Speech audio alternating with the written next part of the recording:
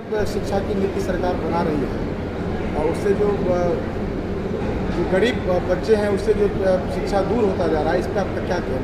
ये जो सरकार की नीति है इस पर आप क्या कहना है? यह कोई नई बात इस देश के लिए नहीं है। अंग्रेज़ों के समय में भी लॉर्ड मैकाले ने इस तरह की शिक्षा पद्धति लाई थी कि देश के अंतर्गत सारे लोग क्लर्क की तरह पैदा हों और वो उसका कभी उच्च ख्याल और बहुत ही अच्छे ख्यालात के व्यक्ति पैदा न हों। फिर बाद के दिनों में भी कई प्रकार के जब आंदोलन का दबाव पड़ा तो उदारवादी नीतियों के अंतर्गत कोठारी कमीशन ने काफ़ी अच्छी शिक्षा नीति दी थी, लेकिन उसको भी सरकार ने लागू नहीं किया। उसके बाद एक और शिक्षा नीति लाई गई जिसको कहते हैं 10+2+3, मतलब 10वीं 12वीं और उसके बाद BA। तो उस तीसरी ये शिक्षा नीति आई, ये अब चौथी शिक्षा नीति है जिसमें 5+3+3 का कंसेप्ट लाया है और BA को 4 वर्ष किया है और MA को विदेशी में जिस तरह से विश्वविद्यालय में लागू है 1 वर्ष MA और 4 वर्ष BA के लिए रखा गया है।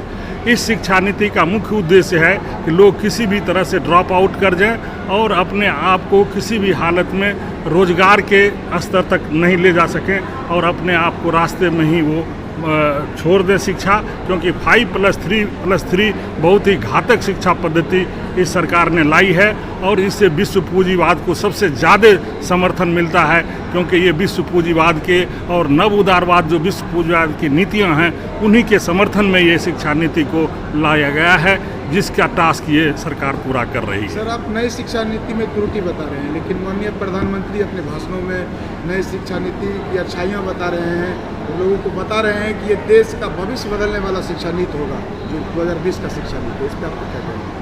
हर शिक्षा नीति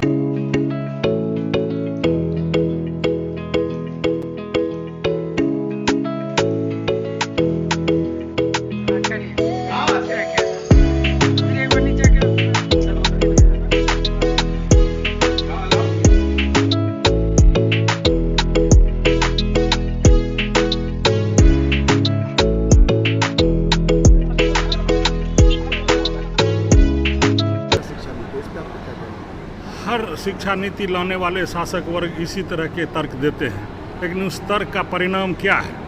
भूमंडलीकरण की नीतियों को हमने 1990 में लागू किया और 1990 के बाद आज बेरोजगारी की स्थिति क्या है, यह तो हमें हमारे सामने स्पष्ट है। लेकिन हम यह कहना चाहते हैं कि प्रधानमंत्री तो इस देश के किसी शिक्षा नीति के ही पैरोकार हैं या उसके नेता हैं, तो वो जो शिक्षा नीति लाएंगे उसके बारे में उसके सकारात्मक बातें बताने की कोशिश करेंगे। लेकिन हम शिक्षाविद यह समझते हैं कि उसे सूक्ष्म रूप से उसका विश्लेषण करते हैं तो हम पाते हैं कि उसका कोई भी सकारात्मक परिणाम न निकला है न निकलेगा, क्योंकि ये पूंजीवादी सरकार है। पूंजीवादी सरकार में जो भी शिक्षा नीति आई है पूंजीपतियों के समर्थन के लिए आएगा, यह किसी गरीब आदमी के लिए नहीं आएगा। सर, देश के छात्रों के लिए जो है कितना वो असरदार रहेगा, या फिर देश के छात्र इससे बेरोजगार पैदा होंगे और शिक्षा में रोजगार के लिए जो न्यूनतम क्वालिफिकेशन है वहाँ तक वो पहुँच ही नहीं पाएंगे, क्योंकि 5+3+3 का मतलब ये है कि लोग 9वीं तक 10वीं तक 11वीं तक ही बैठ जाएं, वो उच्च शिक्षा की तरफ नहीं बढ़ पाएंगे। क्यों 5 मतलब 5वें क्लास से ही और 5 के बाद 8वें क्लास, 8वें के बाद 11वें क्लास, 11वें के बाद BA तक। जब BA की डिग्री नहीं मिलेगी तो लोग IAS IPS और सिविल सर्विसेज में कैसे जाएंगे? और आपको ये मालूम है कि भागलपुर यूनिवर्सिटी में 5 वर्षों से BA का रिजल्ट नहीं निकला है, गया यूनिवर्सिटी में 5 वर्षों से BA का रिजल्ट नहीं निकला है। वो लोग चिर प्रतीक्षित हैं कि हम किसी भी हालत से IAS IPS और VPSC की परीक्षा दे, वो नहीं दे पा रहे हैं क्योंकि उसे डिग्री नहीं मिली है। हमारे सामने ये तमाम शिक्षा नीतियों के यही परिणाम है और हम जानते हैं कि ये सरकार किस चीज़ का प्रतिनिधित्व करती है, विश्व पूंजीपतियों का प्रतिनिधित्व करती है। इस शिक्षा नीति का भी परिणाम बेरोजगारी के सिवा और दूसरा कुछ हो नहीं सकता है। तो इससे संबंधित आप युवाओं को क्या संदेश देना चाहेंगे? युवाओं के संघर्ष से ही शिक्षा नीतियों में बदलाव आया है और हर काल में, हर समय में युवा ने और छात्रों ने जब आंदोलन किया है तो उसका दबाव पड़ा है और शिक्षा नीतियों में परिवर्तन हुआ है। जब तक शिक्षा नीति में परिवर्तन नहीं होगा और शिक्षा की नीतियाँ शिक्षाविदों द्वारा नहीं बनाई जाएगी, हिंदुस्तान के बड़े बड़े शिक्षाविद के द्वारा नहीं बनाया जाएगा जो जनता के लिए होगा, तब तक इस शिक्षा नीति का कोई सकारात्मक परिणाम निकलने वाला नहीं है। शिक्षा के इस नीति के खिलाफ छात्र आंदोलन पर आएंगे ही, क्योंकि छात्र के जीवन से इसका सीधा संबंध है और उसी की ज़िंदगी इस दांव पर लगी हुई है कि शिक्षा नीति से उसके जीवन का कोई भविष्य नहीं होने वाला है, सुधरने वाला है।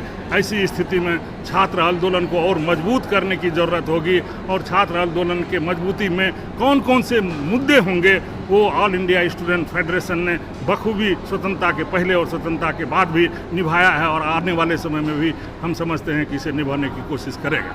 यूसीसी सर कानून लागू होने की बात हो रही है, इसको कैसे देखते हैं? यूसीसी कानून, यूसीसी के बारे में शिक्षा से कोई यहाँ तो हम कहते हैं हमारा समान अधिकार होना चाहिए, चाहे गरीब आदमी हो, चाहे राष्ट्रपति का बेटा हो, चाहे किसी का भी लड़का हो, चाहे एक गरीब आदमी का क्यों नहीं हो, एक मजदूर का बेटा क्यों नहीं, सबको समान शिक्षा मिलनी चाहिए।